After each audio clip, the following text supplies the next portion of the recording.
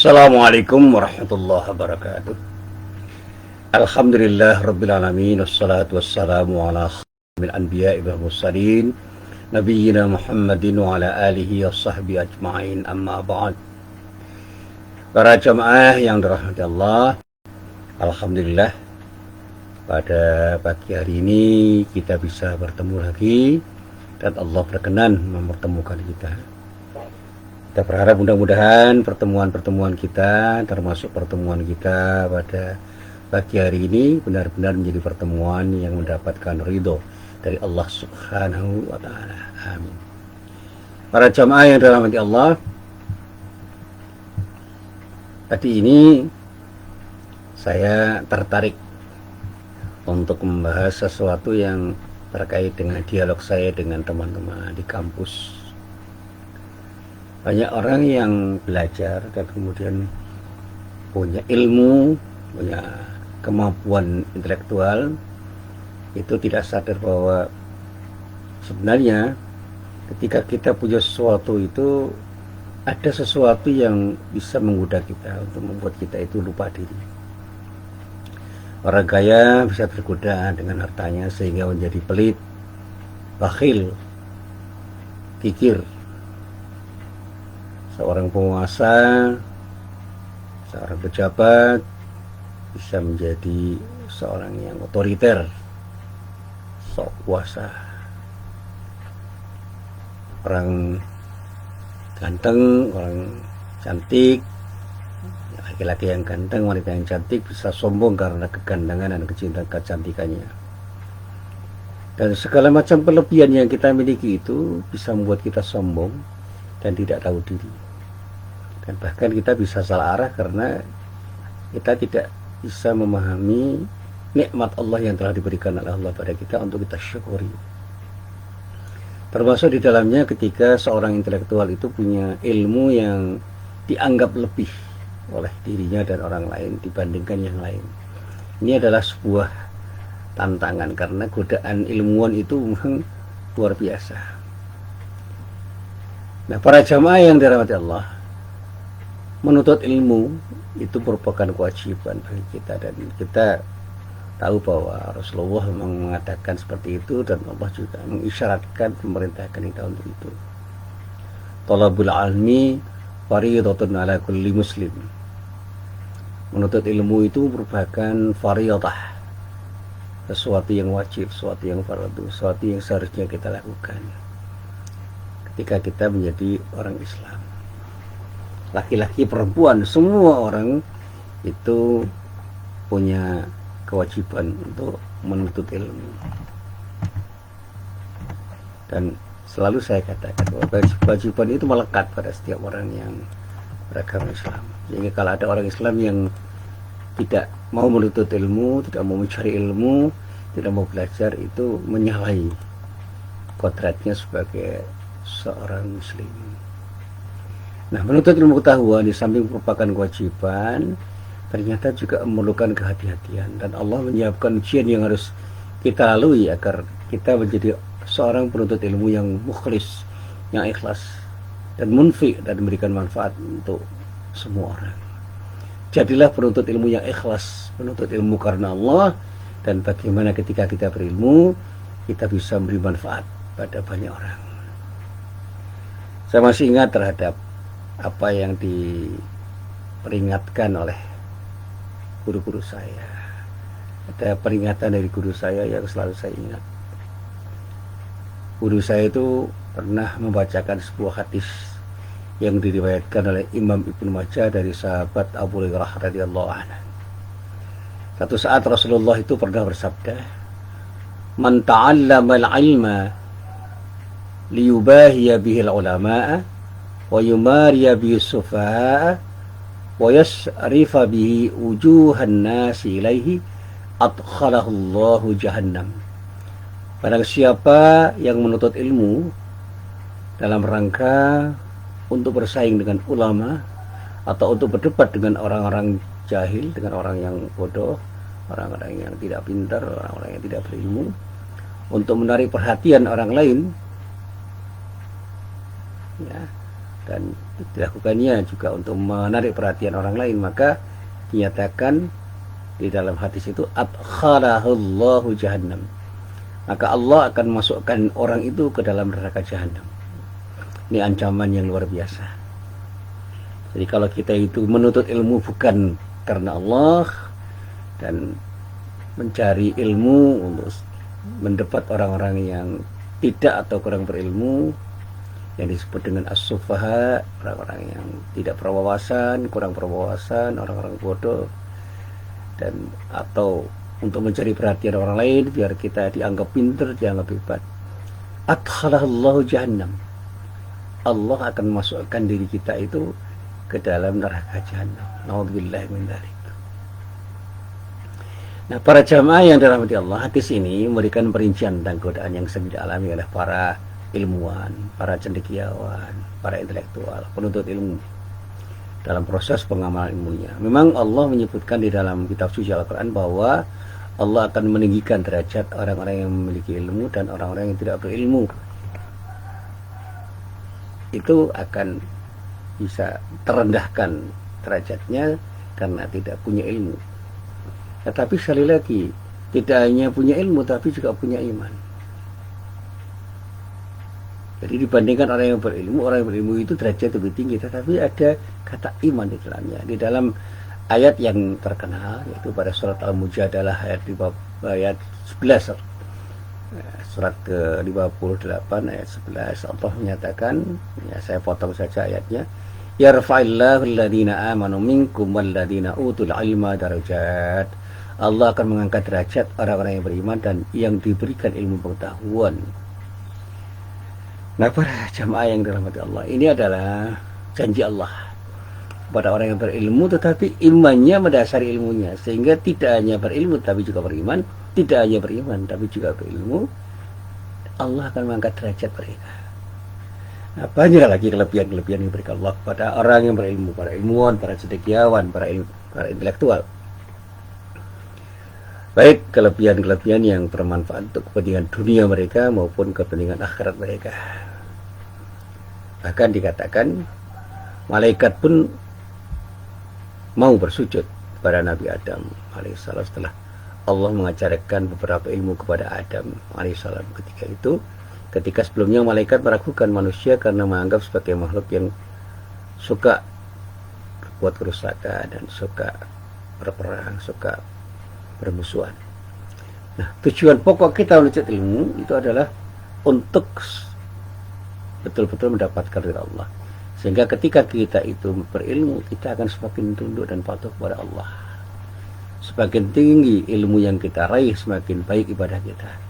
Dan sebaliknya, semakin banyak ilmu yang kita miliki, semakin berani terhadap Allah, dan bahkan larangan-larangan Allah pun dilanggar karena kita punya ilmu dan bahkan kita punya jurus-jurus tertentu untuk membenarkan apa yang kita lakukan, padahal apa yang kita lakukan itu benar-benar melanggar larangan Allah yang haram terjang dengan argumen-argumen keilmuan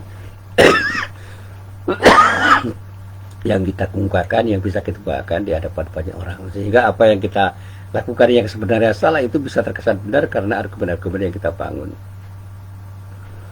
Dan banyak orang yang berilmu itu karena ilmunya semakin sombong dan meremehkan orang lain, dan bahkan ketika diingatkan bahwa dia itu sudah menyalahi prinsip-prinsip syariat, dia membantah dengan bantahan-bantahan yang seolah-olah dialah yang paling benar di antara orang-orang yang ada di sampingnya, di sekelilingnya, di sekitarnya.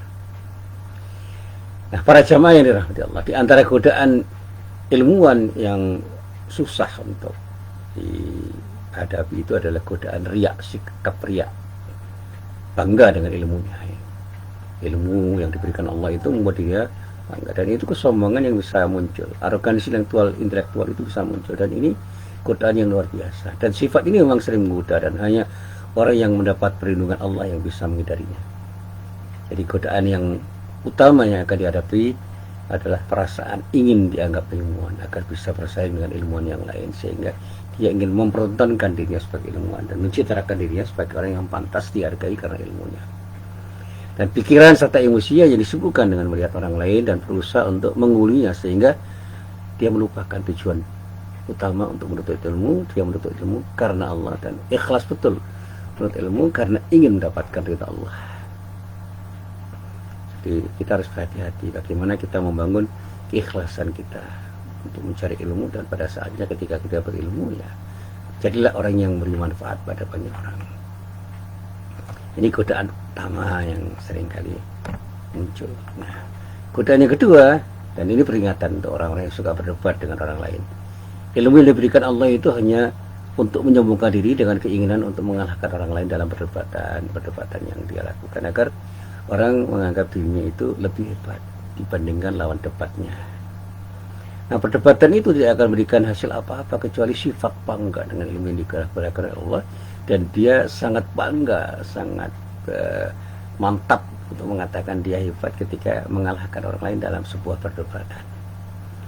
Di dalam sebuah ayat Al-Quran yang pernah saya baca, pada surat Al-Anfal ayat 46, Allah berfirman, A'udzubillahi minasyaitonirrajim, wa ati'allaha wa rasulahu wa la tanaza'u fatafshalu wa tadhhaba rihukum wasbiru innallaha ma'as-sabirin. Taatlah kamu kepada Allah dan Rasul, maksudnya Rasulullah, dan janganlah suka berbantah-bantahan karena hanya akan mengakibatkan kegagalan dan menghilangkan wibawamu. Bersabarlah, sesungguhnya Allah bersama orang-orang yang bersabar. Bersabar dalam hal ini ya, menjaga diri agar kita tidak sombong dengan ilmu kita, tidak mencoba untuk melemahkan orang lain atau memperlemahkan orang lain dengan ilmunya. Pada saatnya kita akan menjadi orang yang semakin rendah hati karena kita punya ilmu yang tinggi. Karena kita sadar ilmu itu pemberian Allah, itu amanah Allah untuk kita jadikan sebagai alat dalam rangka untuk beribadah kepada Allah, dan bagaimana kita beri manfaat pada orang, bukan mencundangi orang dengan segala macam hal yang bisa membuat orang itu malu sebagai akibat dari ketidakpiawaian mereka ketika berdebat dengan diri kita. Jadi godaan yang kedua, ini peringatan, jangan suka berdebat dengan orang lain hanya karena ingin mengalahkan orang lain dalam perdebatan. Diskusi boleh, tetapi dalam rangka untuk mencari kebenaran, bukan mencari pembenaran dan mengalahkan orang lain dan bahkan mempermalukan. Na'udzubillah min dzalik. Jangan sampai kita menjadi ilmuwan yang suka mempermalukan orang lain dan bahkan kita bangga ketika kita bisa mempermalukan orang lain di hadapan orang banyak. Na'udzubillah min dzalik. Sekali lagi jangan sampai. Dan godaan yang ketiga, menuntut ilmu itu agar orang lain memperhatikan kita. Jadi cari perhatian, caper. Dan ini bisa terjadi bagi penuntut ilmu yang merantau ke daerah lain misalnya. Ketika pulang kampung misalnya ada keinginan untuk dimuliakan orang, karena kita diberi Allah kesempatan untuk sekolah, bersekolah, berkuliah. Sedangkan teman-teman yang lain yang ada di kampung cuma tamat sekolah dasar, sekolah menengah saja, dan bahkan tidak punya gelar yang seabrek seperti gelar kita. Jadi saya seringkali berguru dengan teman-teman saya yang sudah mendapat gelar macam-macam, ada profesor, doktor, dan segala macam hal yang melekat dari dirinya, untuk selalu rendah hati, jangan sombong. Gelar itu dalam bahasa Jawa hanya tetenger, itu hanya predikat yang melekat, yang menandai bahwa kita pernah belajar, pernah sekolah lah kita. Tapi bukan menandai bahwa kita itu adalah orang-orang yang memang mulia di hadapan Allah. Dan jangan pernah merasa mulia hanya dengan gelar-gelar yang bermacam-macam itu. Itu bisa membuat kita sombong, membuat kita tidak tahu diri, membuat kita suka meremehkan orang lain, membuat kita punya sikap riya, dan pada saatnya kita lebih jauh dari Allah sebagai akibat dari sikap kita yang tidak benar itu ketika kita punya ilmu. Nah, para jamaah yang dirahmati Allah, ini adalah sesuatu yang sering saya ingatkan pada siapapun, termasuk pada diri saya. Carilah ilmu dengan ikhlas karena Allah, dan ketika sudah punya ilmu, jadilah orang yang bermanfaat pada banyak orang. Sebaik-baik orang itu adalah orang yang bisa memberi manfaat pada banyak orang.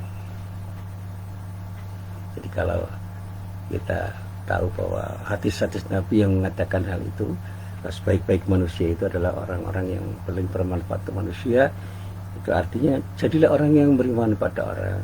Ketika kita punya sesuatu yang bisa kita berikan pada orang, karena apa yang kita berikan pada orang itu memberi manfaat pada orang itu, termasuk ilmu.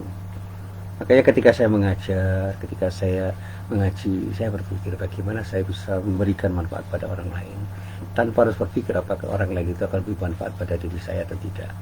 Nah, yang terpenting adalah saya harus bersyukur terhadap Allah, karena nikmat Allah yang telah diberikan Allah pada diri saya berupa ilmu yang mungkin lebih daripada orang lain, yang perlu kemudian saya jadikan sebagai alat untuk beribadah kepada Allah dalam rangka untuk memberikan sesuatu yang bermanfaat pada banyak orang.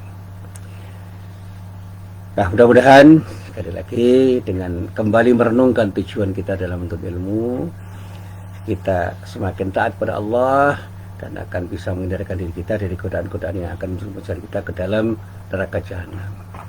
Godaan-godaan yang dikatakan oleh Rasulullah, godaan untuk bersaing dengan para ilmuwan, godaan untuk merendahkan orang yang tidak pintar ketika kita berdebat dengan mereka, atau godaan untuk menarik perhatian orang lain agar orang lain itu memuji diri kita, dan pada saatnya kita menjadi orang yang sombong sebagai akibat dari perhatian orang lain.